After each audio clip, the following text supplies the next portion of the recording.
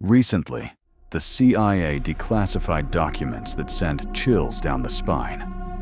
Buried in files from the early 1990s lies an account of an incident alleged to have occurred between 1989 and 1990 in the Soviet Union, in a remote area of Irkutsk Oblast, near a military testing ground, codenamed Zone 19. According to the report, Soviet troops shot down an unidentified flying object only to face something beyond comprehension. Something that left death and questions in its wake. Was it contact with the extraterrestrial, a covert experiment, or something else entirely? The facts paint a haunting picture, but the truth remains elusive. Let's dive into what we know. In the late 1980s, the Soviet military conducted exercises in Irkutsk Oblast at a classified site known as Zone 19. Surrounded by endless taiga, this testing ground was used for weapons trials and covert operations.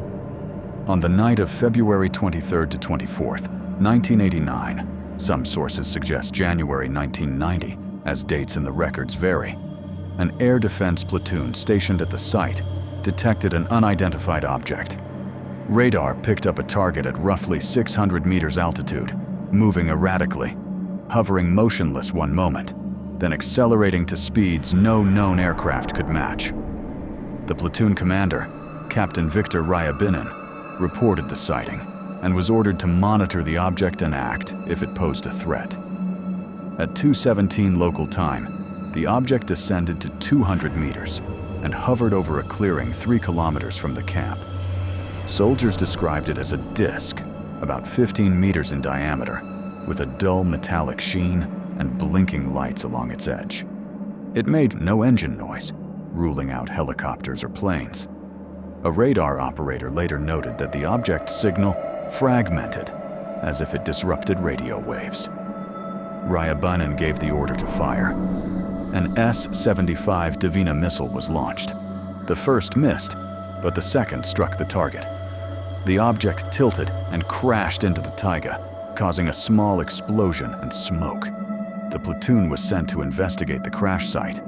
By then, radio contact with the base had failed. Transmissions reduced to static, later attributed to possible electromagnetic interference. At the clearing, the soldiers found the wreckage. The craft's hull was smooth, seamless, and made of a metal-like material that felt unusually light. Snow around the debris didn't melt, but evaporated, forming a perfect 20-meter circle. Temperature readings inside the circle were 10 degrees higher than the surrounding taiga. At 3:05, inexplicable events unfolded. 5 figures emerged from the wreckage, entities about 1.2 meters tall, with thin bodies, long limbs, and large heads. Their black, pupil-less eyes reflected the soldiers' flashlights. The figures moved slowly, in unison, as if gliding above the ground. Senior Sergeant Ivan Petrov stepped forward, weapon raised, shouting for them to halt.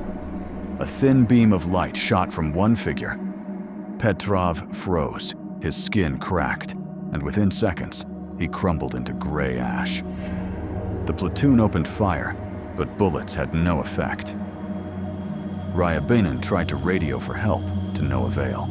The figures advanced. Soldiers caught in their gaze froze. Their skin paled, hardened, and turned to a limestone-like substance. Of the platoon, 23 men perished this way. Their bodies were later described as stone figures, with faces locked in terror. 2 soldiers, Private Alexei Kovalev and Corporal Dmitry Grishin, survived, hiding behind trees out of the figures' line of sight. The survivors reported that, after 10 to 15 minutes, the figures merged into a glowing orb, roughly 3 meters wide. The orb emitted a low hum, rose above the clearing, and vanished. Radio contact resumed, and the anomalous temperature at the site normalized. By dawn, KGB units cordoned off Zone 19. Kovalev and Grishin were detained and interrogated for days. They gave consistent accounts, but their story was deemed unreliable. The wreckage, rumor has it, was removed, and the site was buried under dirt and fenced off. The incident was logged as a training mishap, and families of the deceased were told it was a technical accident.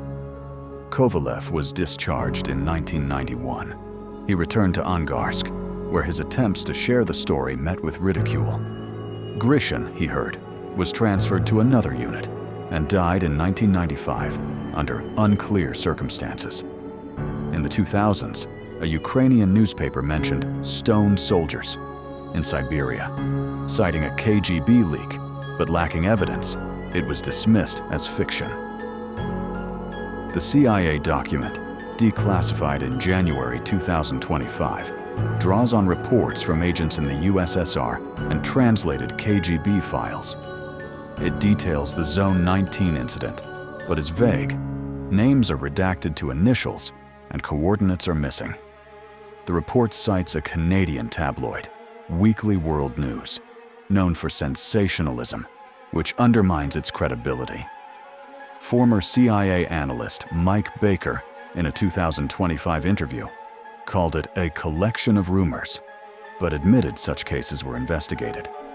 Other accounts add layers. Locals in Irkutsk Oblast reported green lights in the taiga during the late 1980s.